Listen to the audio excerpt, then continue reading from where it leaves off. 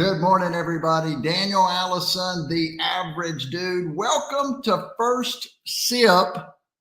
You come here every single weekday morning to get your mind right for a great day. Doesn't matter what we do, we've got to get that mind right so that we're able to do it with enthusiasm, with intention, with positivity. My favorite book of all time, The Energy Bus. The Energy Bus by John Gordon. I talk about it all the time. That's exactly what this show is. Russ Hammond. Good morning, Russ. Great to have you here. Red Wing Shoes, Spartanburg, South Carolina. Go get you some Red Wing shoes. And if you're wondering, Russ, where my co-host, my partner in crime, the person that keeps this show together, Freddie Blanton, is on the way. Freddie at Bobcat will be here shortly, but I've got great news. Great news. You're not going to have to listen to just the average dude this morning. Got a guest. So we love to invite folks in to learn about what they do, how they get their mind right. And we're halfway through. Hey, look who it is. It's Freddie Blanton. Good morning, Fred. You already started? Man, hey, the show must go on, brother. When it's time for kickoff, we're kicking off. How do you feel about your hair today? My hair, I'm glad you're here so you could ask me that. I felt like I was just talking into the nothingness out there. Good morning, DJ. DJ, look at all the safety. He is he loves to learn. And look at all those designations after his name. He knows the safety backwards and forwards, I tell you that. He's almost got the whole alphabet covered there. He's got the entire alphabet. You could play a game like with DJ's credentials where you make a new word.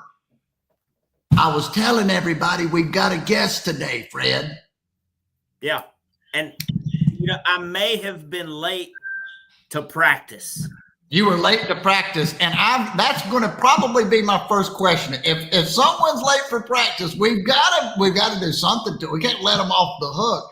So, hey, so excited. I told you a little bit about, we're on LinkedIn. We meet great people. We don't meet them. We see great people. And we think, oh, man, he's kind of like me, but he does this and he lives there. So Coach Craig, he speaks a lot about things that we talk about, Fred. He talks about overcoming yourself. He talks about life challenges. He talks about getting older and getting wiser. And he talks about football. So, hey, without further waiting, or the average dude talking, Coach Craig, good morning, Coach. Good morning, man. I tell you what, I had a smile on my face the whole time. I can put all my stuff aside, and then I'm going to be listening in here often and get me going. Coach, I love it. My mom didn't wake me up in time for practice. Are you mad at me? Mad at you? Well, nowadays we can call you on the cell phone and wake you up and make sure you're there. But yeah, I'll tell you what, back in the day, especially with the kids, the high school kids, we went by the old, 5 minutes early is 15 minutes late. So, you'd be having something that we called, some places we called a den, which was, a little activity after practice. Where we're at right now, we call it karma. Because if you're going to do something wrong, it's going to come back at you, and it's going to come in the form of karma. So, but yeah, Freddie, that would have cost you.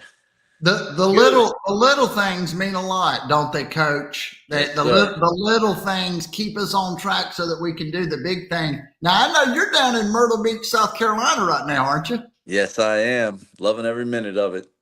Now, how long have you been going from New Jersey down to Myrtle Beach, and why do you like to make that trip?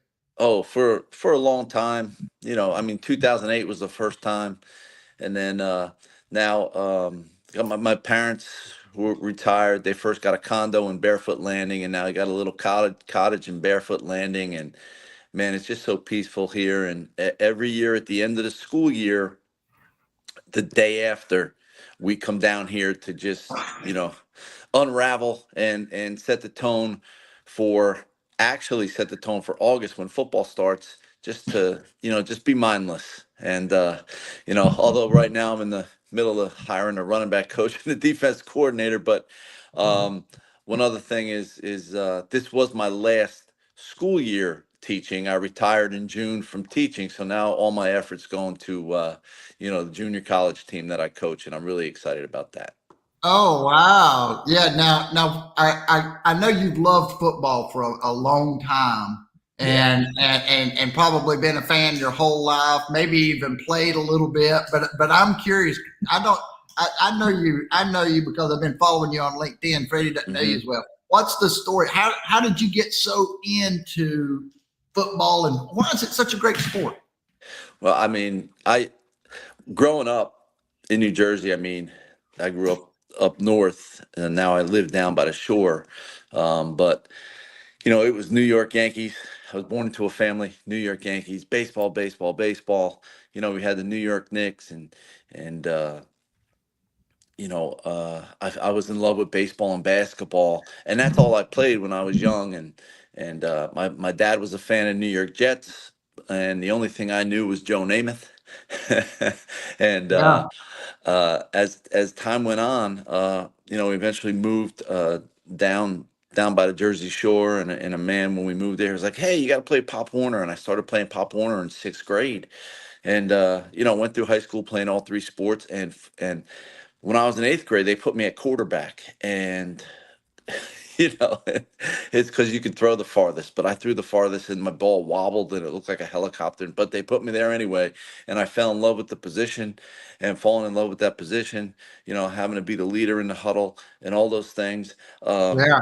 And then I just started studying the game. I read everything I could. And then, I read, about the Green Bay Packers back in the 60s and things. Then I went on to college. I played at Fairleigh Dickinson University, started there for 3 years, went over to Italy and played for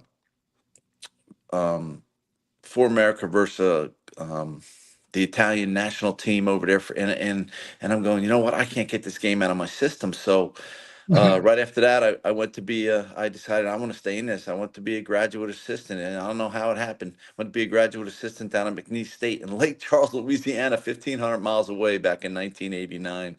And that's it. It's, all I ever wanted to do was play.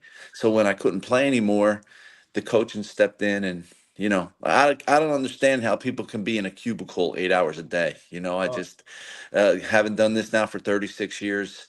It's just such a blessing, and I've been so blessed to have every opportunity that I've had. And I went to work every morning. I don't even call it work.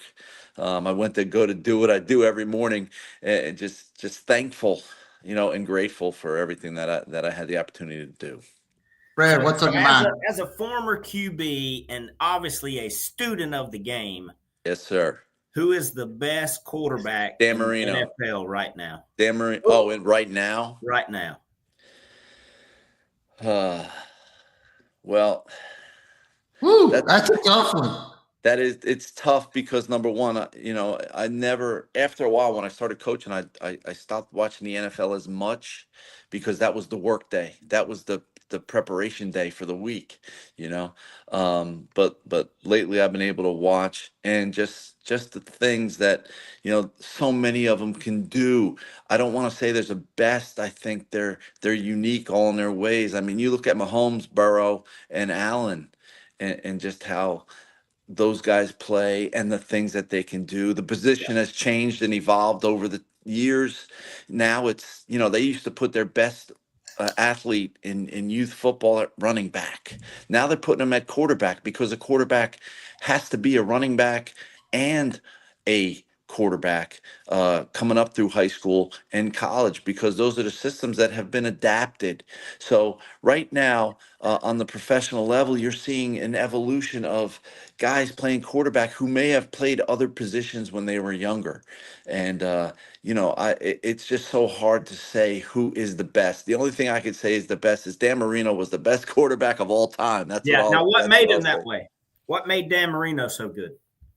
Number one, the skills that he had. I think it was Bill Walsh that said Dan Marino has the quickest release of any quarterback in the history of the game. His dad, Dan Marino's dad, taught him, how to hold the ball up and just get that thing, but not pull it all the way back like a baseball, and just make that J motion and get rid of that ball so fast. He had such a quick release, and people don't understand how important timing is. It's not how strong your arm is or how far you can throw.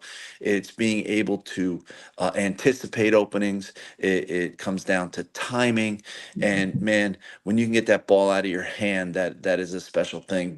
But he was so confident in himself. Some people would say cocky, but man, he was just special. He could do things. Nothing affected him. Nothing flustered him. He was just so special. And growing up, he was like maybe 3, 4 years older than me, but man, he was the guy I wanted to be.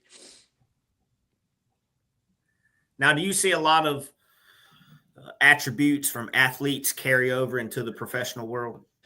Well, the number one thing I always tell everybody is hire athletes.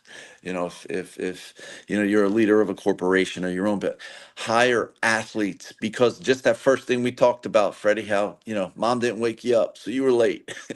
Guess what? After karma, after Den, you're probably not going to be late again unless it doesn't mean that much to you. So if that job means that much to those, to these people you're hiring, they're going to give you everything that they have, and they're going to give you everything that they've been prepared for.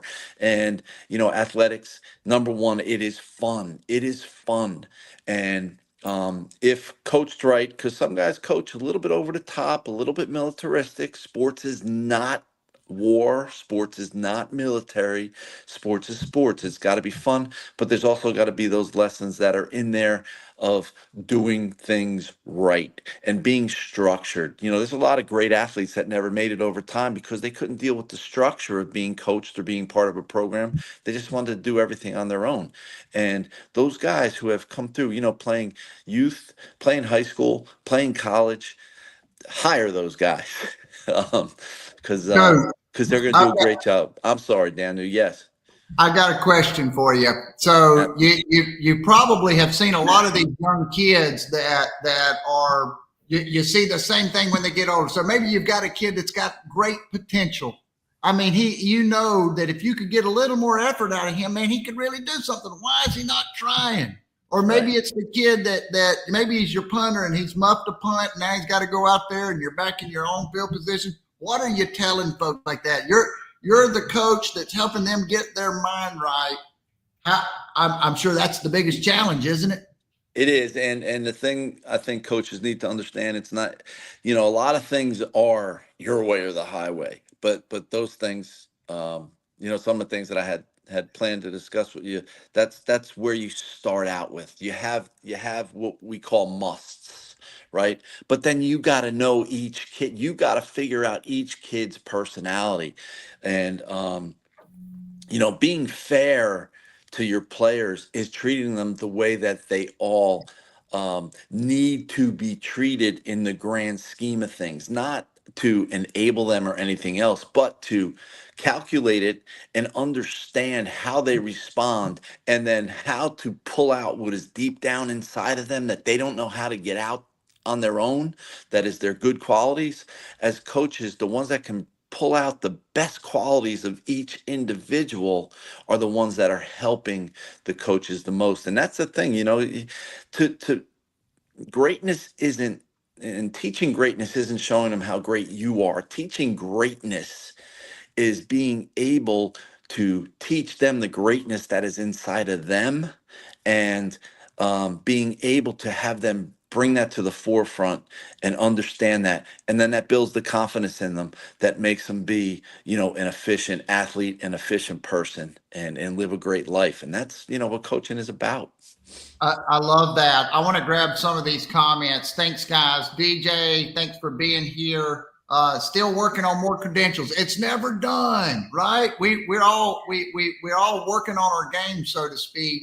Kyle comes in here and energy. I love the all caps with the space in between. I like that, Kyle. Paul Pappy says Josh Allen is the Dan Marino of this era. What do you think, Coach? Nice.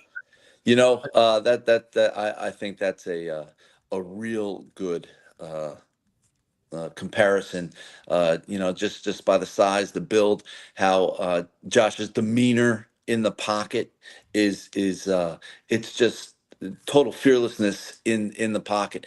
And the one thing that, Josh Allen does have more of an ability to do than Mr. Marino was the ability to move around a little bit. But Marino's, it was Marino's release that kept him from having to move out of the pocket. A split second where another quarterback would have to get out of there, he could have the ball out of his hand. And we talk to our kids all the time. We talk to our quarterbacks. All coaches talk to their quarterbacks. Get the ball out of your hand. That's like a hidden skill that a lot of people don't understand that quarterbacks have when they can get that ball out of their hand on time. Yeah, give me Dan Marino with Josh Allen's legs, and I'll take my chances. Freddie, final thought. This went so fast this morning. Thanks so much for the comments, guys. Paul Pappy, thanks for being here. DJ, all you guys. Fred and Coach, thank you for being here. Oh, it's my pleasure. It is my pleasure. I've been thinking about this for a few years, and I really wanted to get with you. This is a lot of fun. Hey, I love it. We've known each other for a long time. To be able to finally connect in person, it's been awesome. I'm glad the audio and video work. Fred, final thought. All right, Coach mentioned it earlier. If you're a coach or a leader, take the time to know the individual player or team member and coach them the way they need to be coached. Bring out the greatness in that single individual. Meet them where they are. I love it. I thought the same thing. Have a great day down in Myrtle Beach, Coach. Fred, go sell a bobcat.